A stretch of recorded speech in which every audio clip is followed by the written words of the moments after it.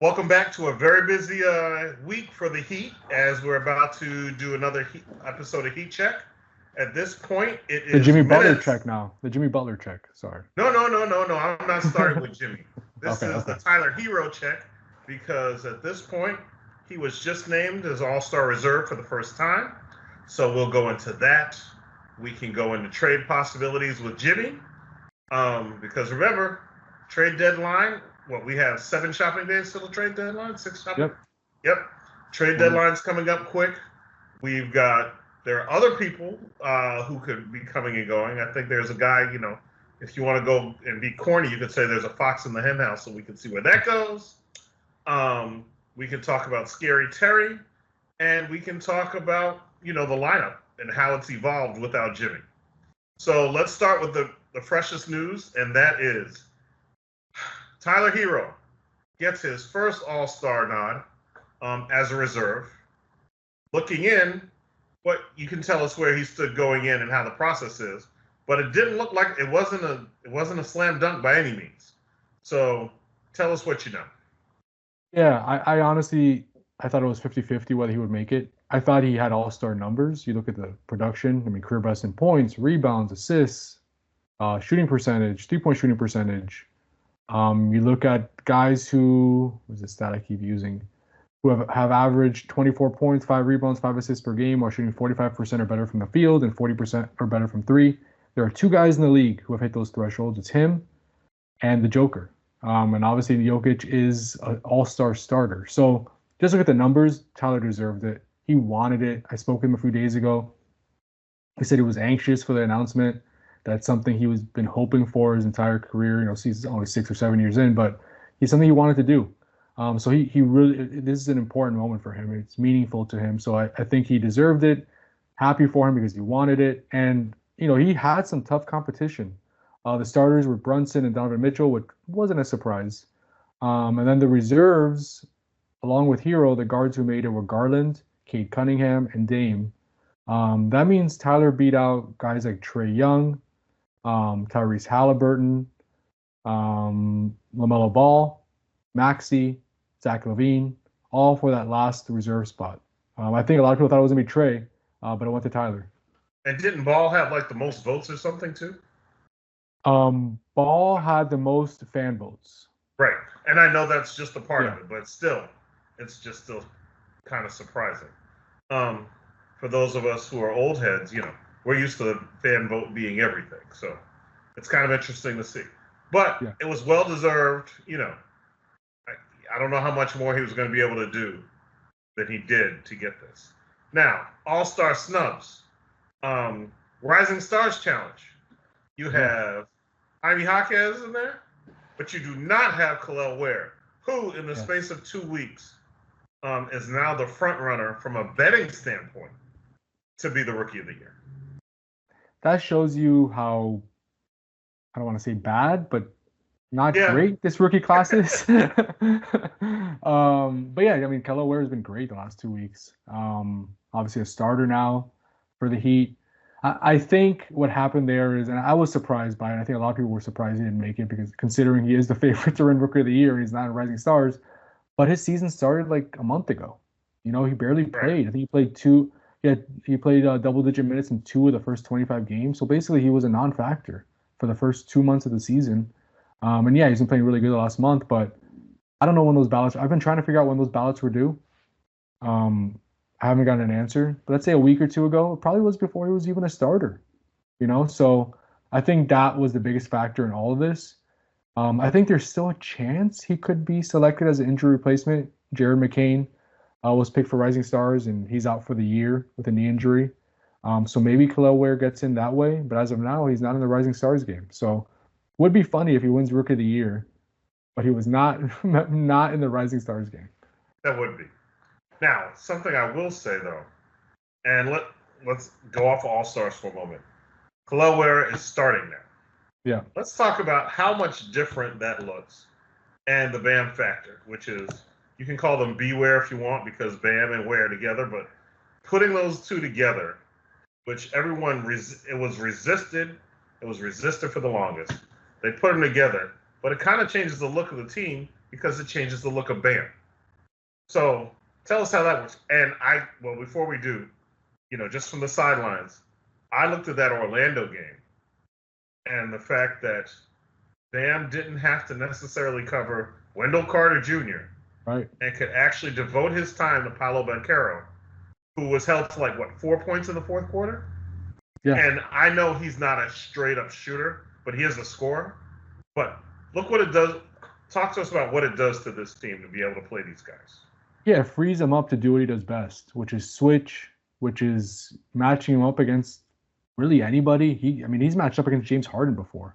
You could put him against anybody. He's kind of that, he's that type of elite defender. Without Ware in the lineup, he was having to guard the center every night, having to stay by the rim, playing drop coverage to make sure he's under the rim for rebounding, for paint protection, because everyone was small around him. Now with Ware back there anchoring, the interior defense and guarding the centers on most nights, Bam is able to do what he does, which is play as kind of roam around, kind of like a safety. If they need him to be that as a weak side defender, if they need him on a guy like Banchero, he could do that. He could switch onto pretty much anybody. So it just frees up to. And he said it yesterday. It was funny. His answer was, "It lets me be me," which is why he's wanted to play next to a big now for a while. He's been kind of pushing for it, and he's happy that it's finally here. It's not gonna be perfect, right? Khalil Ware is a 20-year-old rookie. We saw that against Cleveland. It wasn't great. Khalil Ware did not play good, offensively or defensively. I even asked Eric Spoelstra about it. He said after the game that Ware has to get more discipline in going for blocks. It's almost like the Hassan Whiteside thing where getting 7 blocks is nice, but a lot of times you go for that block, it takes you out of the play, right? Or you're drawing a foul, or the guy behind you's cutting and he gets a dunk. So it's helped Bam. I think the move to the bigger lineup makes sense. I think it's needed. But there are going to be ups and downs. But I do like what I've seen from Bam so far. With playing next to Khalil, it's not only helped him on the defensive end, but also offensively. Smaller guys are guarding him now because usually the center has to guard Khalil. So it's allowed him to get take advantage of more mismatches. And you've seen in his production, he's had some really good offensive games the last few days. Well, the couple other things that I saw that was interesting. One, when you're talking about Bam, and Bam has lobbied for years on one of the best defenders in the NBA. He didn't quite get that love that he felt he deserved, in my opinion. Sure. But when you're guarding now 1 through 5, and you're going out on the perimeter and doing this, I think it's going to change his perception because you can actually see that happening more. We know. The other thing I saw that was really interesting was when he compared it, and I know it wasn't a 1-for-1, but he said, "Look, this is what I did the Olympics. Me and AD, we had no problems doing it. So yeah, look what we can do now. We're obviously not comparing Khalil Ware to AD yet. However, it is interesting to know that how it frees his game up. You have that. The other thing is because Khalil Ware, and he always says a 3-and-D center instead of just a center. We talked about, Bam's going to take more threes. Well, even if Bam doesn't take more threes, but like you were saying, the smaller guy's guarding him, and Khalil Ware takes the big guy out there, you're still getting the same effect. Yeah. And last but not least, and I think you wrote this, Jovic, that may be his favorite guy to play with. I don't care what anybody says. He and Khalil Ware have a really, really good chemistry together. And that's a lot of lobs. And we have a new appreciation for the fact that, Jovic can actually be a little bit of a playmaker. Yeah, and I think Jovic is wanting to play in that role too. All of this is just kind of leading to guys wanting, playing in roles they're comfortable and they want to play in. And yeah, is it going to result in them being a championship team this year? No. But you want to see the growth. You want to see guys thrive. You put these guys in situations where they feel like they could thrive and see what they could do, right? And against the Magic, we even saw the Bam, Khalil, Nico lineup, which we hadn't seen all season. And it looked good. They closed the game with that. They played both overtimes with that lineup on the court. Again, before that, they had never used it this season. It's playing really big for the Heat. Relative to what the Heat usually do, having Jovic, Bam, and Khalil playing together is huge. And that was the matchup for it because Orlando doesn't have Suggs was out, so the perimeter guys there wasn't anybody they worried about too much. So they it worked against Cleveland. They did not use it because you're playing. It's a different animal. They were playing big guys too. they're playing big guys, but they have perimeter guys you're worried about. And I think that's the concern with that trio is when they play in space, are they quick enough? Not Bam is, but Khalil and Nico. You have two guys out there that, if they're caught on an island with Donovan Mitchell, that's a problem, right? So they did not use that lineup against Cleveland. Some fans would have liked to have seen it because nothing worked really against Cleveland the other night. But I think it'll be something they'll use on a matchup, like a game, a matchup basis. But it did look good the first time it was used against Orlando. And that's about as animated as I've ever seen Nico. He was into thought it. It was hilarious. So, and that's good. And, we're throwing these names out here. We haven't even talked Jaime Jaquez Jr. yet. We are talking all these guys. And the one name we haven't brought up is Jimmy. Refreshing, isn't it? So It's like, okay, we're actually talking basketball. What a concept. Feels nice. But depending on what they get in a trade, and I'm assuming we're still thinking he's getting traded at the deadline. All that being said, we can see a path to how this would work. I guess, like I said, if you're on the shopping list, what do you think's on the Heat shopping list for what they can get for Jimmy? And what do you think their ideal thing should be if you were getting the groceries instead of that?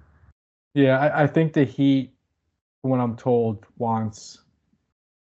they want players that can help them this season. They're always trying to win now, right? They're never like, it doesn't matter about getting quality players back. They want functional players that could help them this year.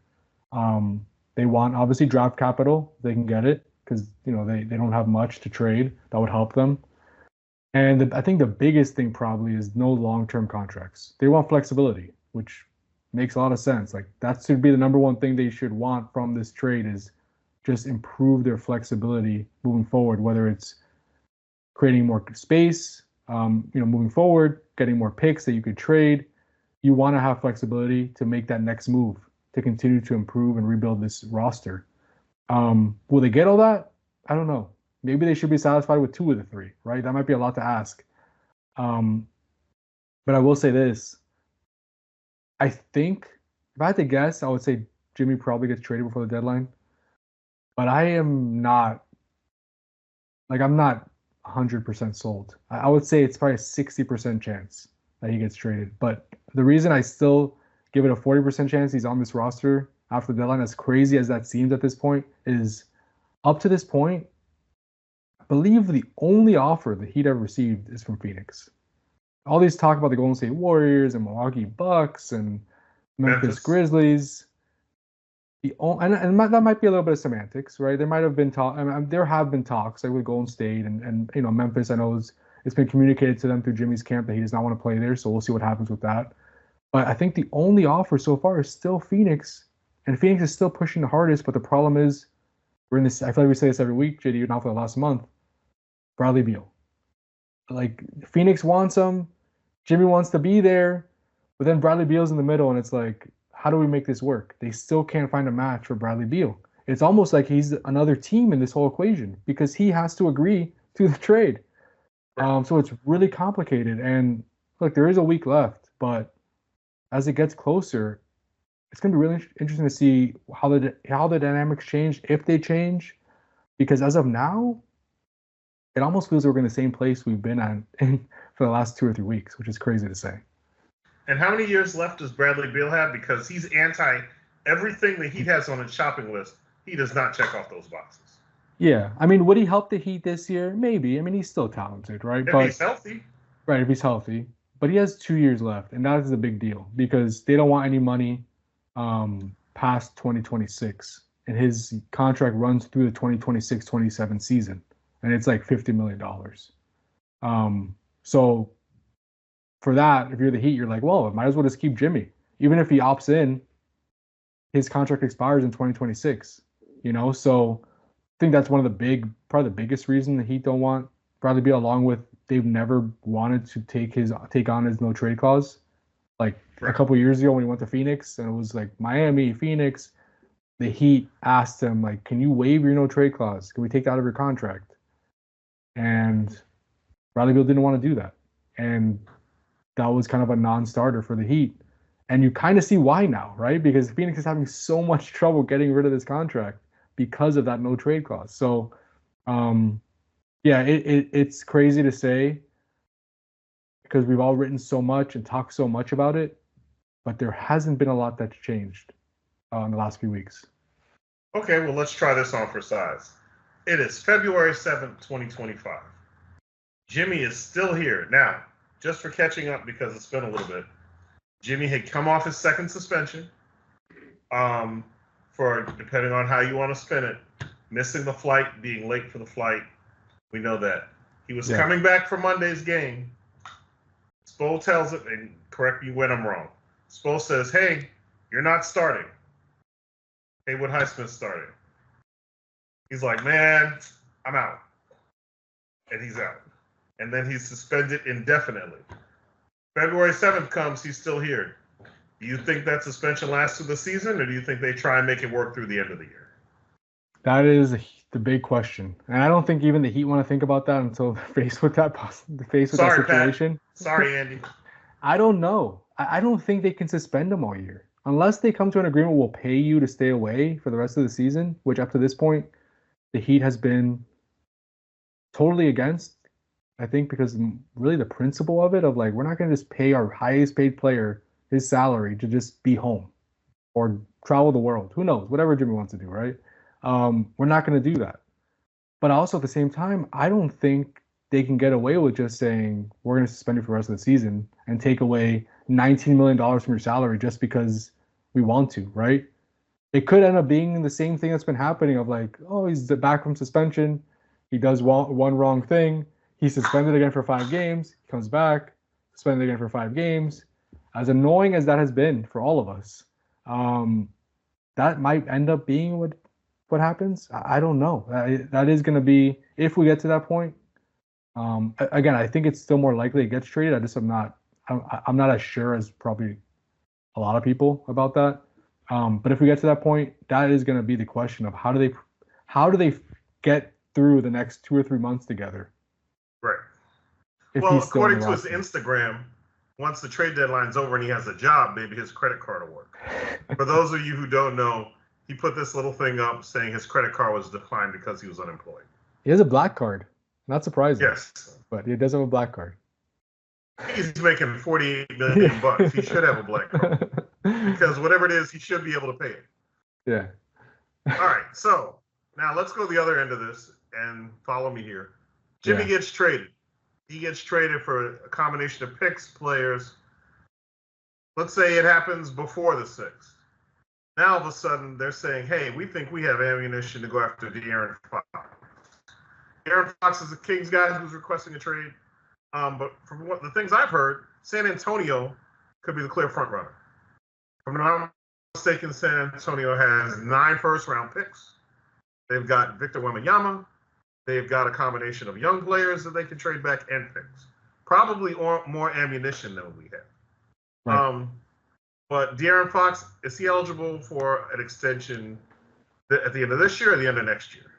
At this offseason, he's eligible for an extension. Okay. So. Yeah, and if he's, let's say he's traded right now to the Heat or to any team, he has to wait 6 months before signing that extension. So it'd still be this offseason, but I guess it would be at this point July 30th, right? So that's a different. Like the Kings, if he can sign an extension with the Kings right away this offseason. If he's traded, he can sign that same extension with that team, with his new team, but he would have to wait 6 months whenever that trade happens. Okay. Now I will say this: look, Dame Lillard.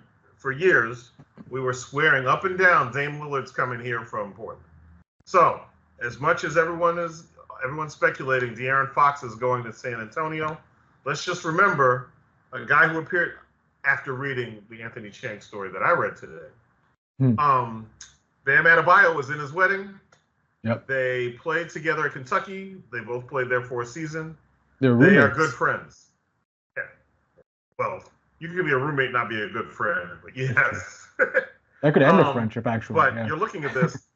So the question is there a shot? And what would it do to the team? Because as good as De'Aaron Fox is, it's not like he's a knockdown shooter from outside. Yeah. That's a good point. I mean, yeah, look, De'Aaron Fox has never even won a playoff round, I believe, right? So is he Giannis? Is he a top tier star? No. I mean, would he fit with this group? In a lot of ways, yes, right? Like you need a point guard. Um, he fits in the timeline age wise of guys like Tyler and Bam, right? It would fit the timeline of like having three guys in their prime, at the top of their games. And yeah, it would make the Heat better. But as far as the Heat's chances of getting him, I'll never rule the Heat out because the Heat and because Bam and him have a close relationship, whatever that's worth. Like I think that does have to mean something, right? Um, but it seems like he really wants to go to San Antonio. San Antonio's 9 picks, 9 first-round picks they could offer. They're going to trade obviously all 9 first-round picks, but they have a ton they could offer. The Heat have one right now. And again, the Spurs have a lot of young talent, whether that's Keldon Johnson, whether that's Devin Vassell. I don't think they're going to trade Castle because he looks really good as a rookie. I don't think they'll trade him, but that's another guy they could put in a deal. They have a lot of young pieces that probably would intrigue the Kings. And according to Sam Amick of The Athletic, the Kings have no interest in Jimmy Butler, which is not surprising. I don't even know if, honestly, I don't know if Jimmy has interest in going to Sacramento. Probably not.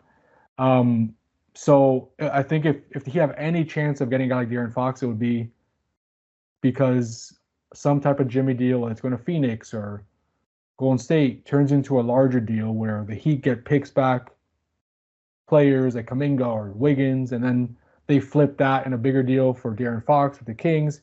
That's probably the only way the Heat has even close to enough to get a deal like this done when other teams out there have a ton of picks they could offer for Fox. Right. Well, we have to touch on it. Yeah. And I wrote 1,000 words on it, so we have to touch on it. I mean, and when we're saying that, it's like, oh, okay, cool. It'd be nice to get a point guard to fit in. This time, a little more than a year ago, he gave up a first-round pick for a point guard that was supposed to help. And now he's got, in addition to not having a great season so far, and I don't think anybody can argue or debate whether he's had a good season. I know what kind of season he had last year. He's not doing that this year.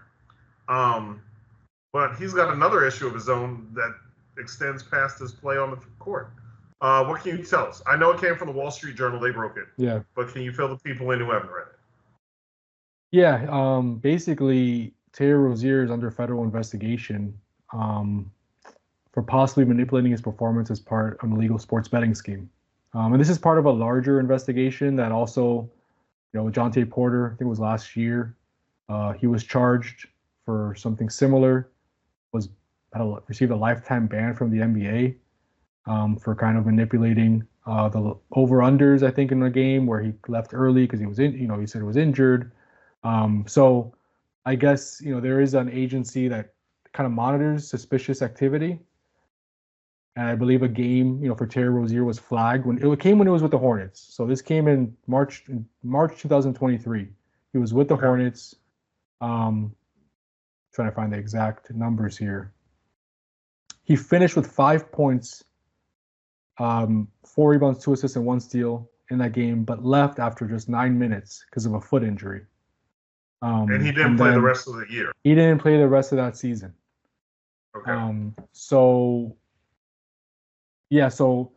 that is the game in question.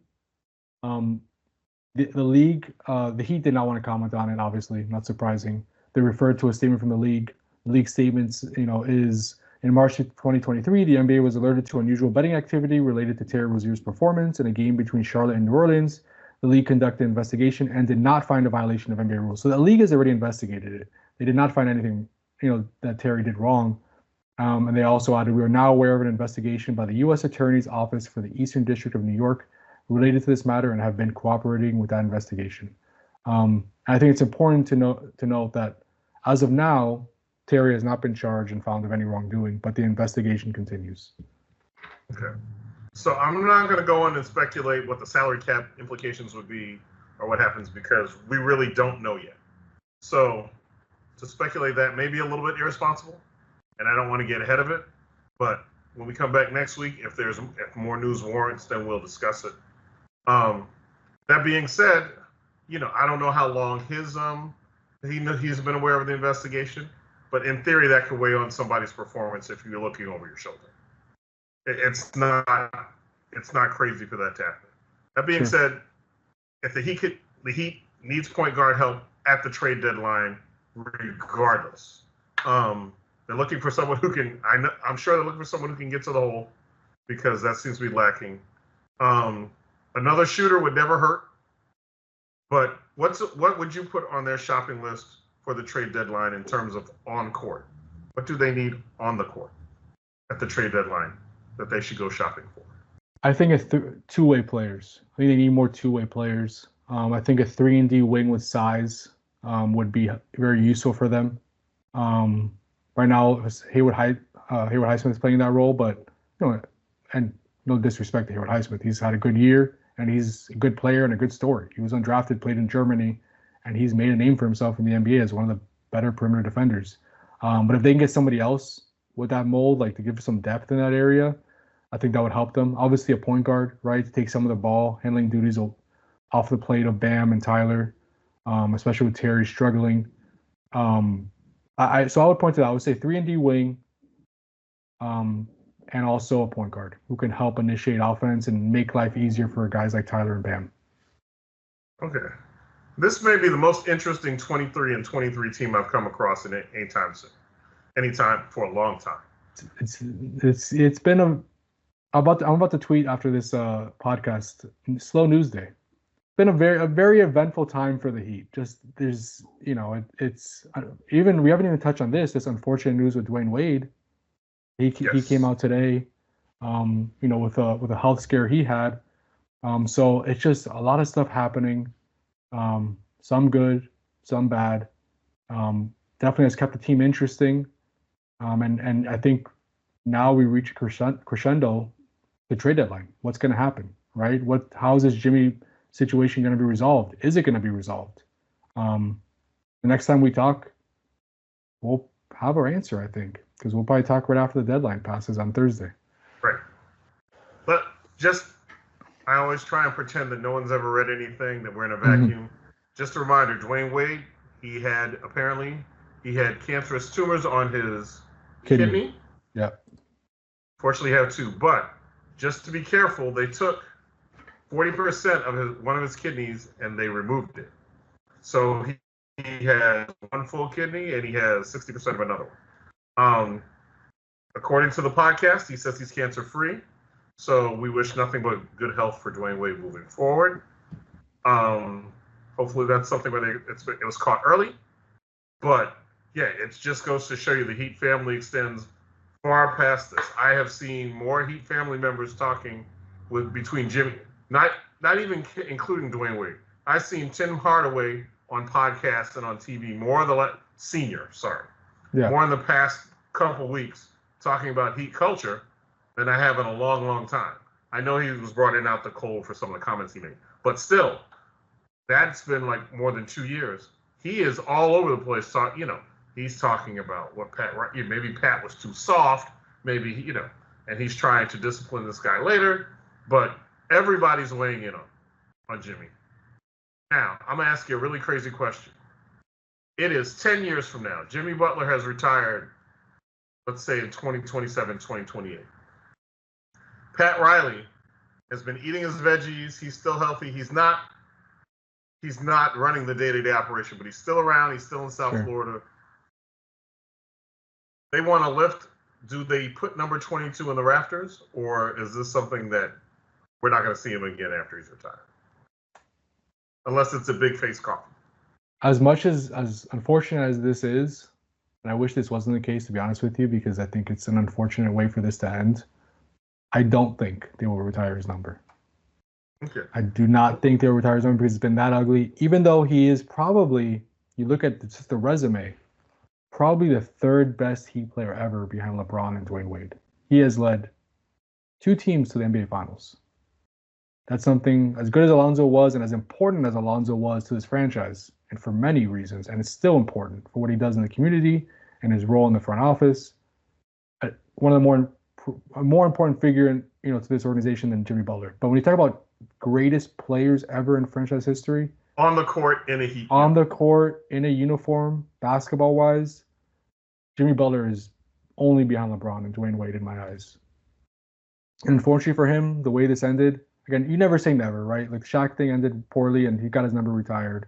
But if I had to guess right now from just talking to both sides, I do not think he'll get his number retired. Well, that's a shame. Yeah. Understandable, but it's a shame. We could also throw Tim Hardaway in there if you want. You could throw, Oh, and there's one other name, though not the best, but maybe one of the most important figures, and that is, on a busy news day, Udonis Haslem. UD, just so we know, he is going to be working on ESPN. Is it? If I'm not mistaken, full time. Now, what does that mean for his Heat duties? He is staying in his current role in the front office. So that was the big question when I saw that. I'm like, does that mean he's stepping away from the Heat and just taking on the full-time media role? But apparently he's doing both. And I'm sure as a caveat, he'd have told him, you could do this, but do not comment on it. Do not go speak at length about our happenings and what's going on. And he's been better at that. I think at first he made some very eye-opening comments about Tyler Herro and how he's better off the bench, and just commenting on a bunch of different stuff about the Heat need and what they should do better. And lately, I think it was a couple weeks ago, they asked him about Jimmy Butler, and he's like, I am not commenting on that. Even though I'm sure Udonis has a ton of thoughts on the Jimmy Butler situation, he is being a lot more careful. I think he received a message from Pat Riley of just be careful what you say about us. Message received. Yeah, that's good. So we've had a very busy day. Now maybe the time to wrap this up. It is Thursday night. We expect a very busy week, but keep it locked in here. You can go to MiamiHerald.com. You can follow him. Look, Greg Cody had a nice column talking about the fact, and you and I talked about this, that the Heat is actually drafting. This may be like some of the best young talent they've done.